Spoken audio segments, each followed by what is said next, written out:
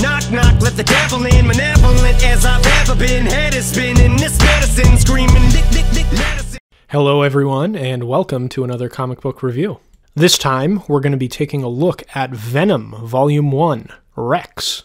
This is writer Donny Cates' first arc on Venom, with art by the supremely talented Ryan Stegman.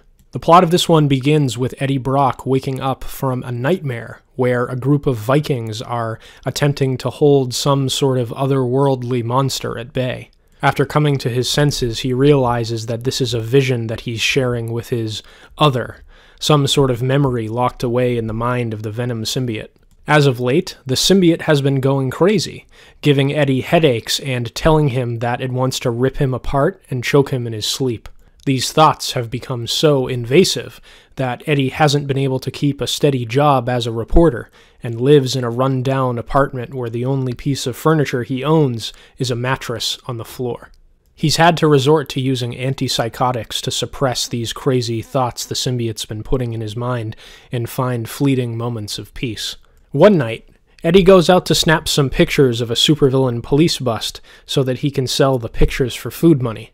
After Venom witnesses a cop getting shot, the symbiote goes absolutely insane. The symbiote falls completely out of Eddie's control, starts speaking in an otherworldly language he doesn't understand, and kills the current iteration of the Jack-o'-lantern. Before the symbiote can cause any more destruction, however, Venom is apprehended by a mysterious stranger who later reveals himself as Rex Strickland. Rex informs Eddie that he is the product of a Vietnam War-era experiment by S.H.I.E.L.D., in which symbiotes were bonded to wounded troops in the hope that they would become super soldiers like Captain America. He warns Eddie that the insanity his symbiote has been experiencing lately is because the god of the symbiotes, a cosmic being named Null, is returning to Earth to claim something it has been searching for. At the outset, I'd like to say that I was very impressed by this book. I'm not a gigantic Eddie Brock fan. I enjoyed his initial appearances in the McFarlane issues from the 80s, but I've never really seen the appeal of the character outside of that stuff, if I'm being honest. In the comic books, I've never really seen anything that made me interested in this character outside of his role as an antagonist for Spider-Man in that specific story. However, I have to say, this series provided some much-needed character depth for Eddie Brock, and I would count myself as a fan now, at least of Cates' interpretation of him. This series goes out of its way to ask who exactly Eddie Brock is, and then sets out to answer that question. Eddie Brock is a character defined by being shunned, abandoned, and otherwise left by the people he thought loved him. His mother died giving birth to him. This tragedy, combined with Eddie getting into an accident as a child which drove his father into bankruptcy, made his father want nothing to do with him. His wife left him after Spider-Man exposed the true identity of the Sin Eater and ruined Brock's credibility as a reporter. This story defines Eddie Brock as a person with severe abandonment issues because of these experiences. He is deathly afraid of being alone. This, of course, makes his union with the symbiote make all that more sense. The symbiote is also a creature that was shunned by Peter Parker, its first host, and needs another organism to survive. These two coming together seems destined based on the Eddie Brock Cates shows throughout the course of this story. A man who everyone else has abandoned coming together with a sentient alien creature that has also been abandoned by all of its prior hosts see a kindred spirit in one another. The symbiote is the only creature on planet Earth that cares about Eddie, and vice versa.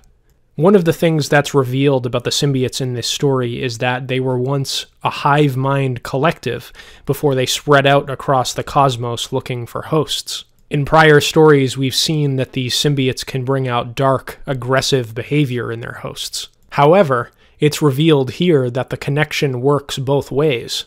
The longer a symbiote remains bonded to a host, aspects of its character also bleed into the symbiote, allowing it to have a more individualized personality. We get into Eddie's head quite a lot throughout this story and see the symbiote speaking in Eddie's thoughts, as this is the primary way they communicate. Cates really builds up the friendship bond between the two of them. They really depend on each other to cope with the abandonment issues they both have. I think my favorite scene in the entire book is the last few pages, where Eddie has a symbiote dragon, one of Null's minions, trapped in a furnace where it's burning alive. However, this fire is burning Venom as well. Eddie tells the symbiote to keep him alive just long enough to keep the dragon trapped in the furnace, but otherwise save itself. The symbiote succeeds in keeping Eddie alive long enough to defeat the dragon, and as Eddie is burning alive, the symbiote tells Eddie that it loves him.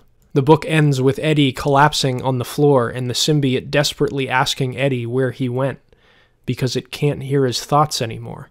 It takes a skilled writer to make the reader invested in the relationship between a severely damaged anti-hero and his weird alien suit friend, but Cates pulls it off here. This scene is genuinely emotional, and the character relationship between these two is what really drives the story. Eddie Brock is portrayed as a man who has little confidence that he's a good person because of his guilt over the terrible things he's done in his past. He doesn't really have anything to live for, he has abandonment issues, and his only friend is a weird alien thing. However, the thing that the symbiote admires about Eddie is that he's the comeback king of sorts. He never gives up. In this story, Eddie Brock faces the might of an ancient god that existed before the Celestials initiated the Big Bang, and he refuses to give in. He refuses to stop fighting. This is the stuff superhero stories are made of.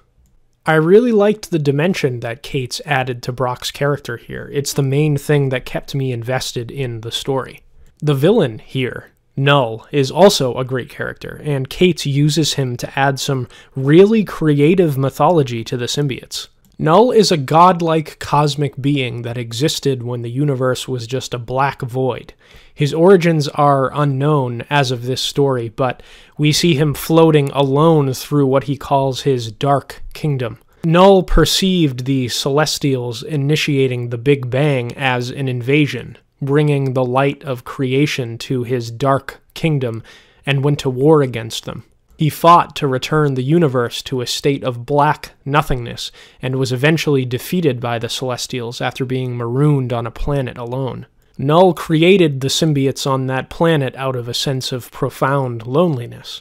He became the center of the symbiotes' hive mind collective. The symbiotes eventually served as his army horde, as he used them to possess all manner of beings and raise planets across the cosmos. Eventually, Null's symbiote dragon made it to Earth in the time of the Vikings, where it was defeated by Thor. Thor's power severed Null's control over the symbiotes, and they mutinied. They trapped their creator in a cage of his own making on Clintar, what we previously thought was the symbiote homeworld.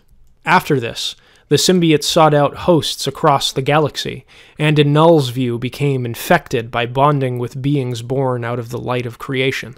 He's still trapped on Clintar throughout the course of this story, but can project his consciousness through the symbiote dragon that Eddie accidentally releases at the beginning of the story. This mythology makes the symbiotes intimately connected to some of the most important events in the cosmic Marvel universe, gives them a deity, and parallels Null as a character with the abandonment issues that Eddie and the symbiote have. Even Null, who believes himself to be so far above the petty concerns of puny mortals, has a need for camaraderie and companionship. It'll be interesting to see in future stories if his goal of returning the universe to a state of nothingness will be paradoxically opposed to his need to not be alone.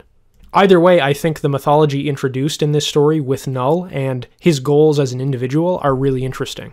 Overall, I can't say enough good things about Cates' writing here. This is a story with an enormous scope that's also grounded by great character work. I'm very excited to read more of this series. It's probably one of my favorite series being published right now, along with what I've read of Immortal Hulk and Hickman's X-Men. The art by Ryan Stegman is also stellar here. I've always really liked his style, and he doesn't disappoint with this one. He perfectly captures the dark and gritty tone of this story. His Eddie Brock looks world-weary and damaged. And many times throughout the story, Eddie dies or comes to the brink of death only to be saved by the symbiote. I thought that these scenes really dialed up the tension. There are a variety of situations where I wasn't sure how Venom was going to make it out of fighting an actual god.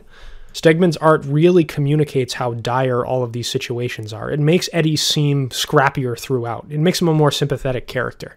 And of course, he also gets to draw some really cool cosmic stuff, which he excels at here. His design for Null in particular, I thought was fantastic. Overall, I would highly recommend Venom Volume 1, Rex. If you're a Venom and or Spider-Man fan, I think this is a must-read. I think I actually like this book more than any of the other titles in the Spidey corner of the Marvel Universe right now, which is saying a lot because I've really enjoyed at least the first arcs of all of them. All right, so let me know what you thought of Venom Rex in the comments below if you've read this one, and if not, let me know what you thought of my review. The feedback really helps me improve my videos. All right, thanks for watching everyone. I hope you have a good one.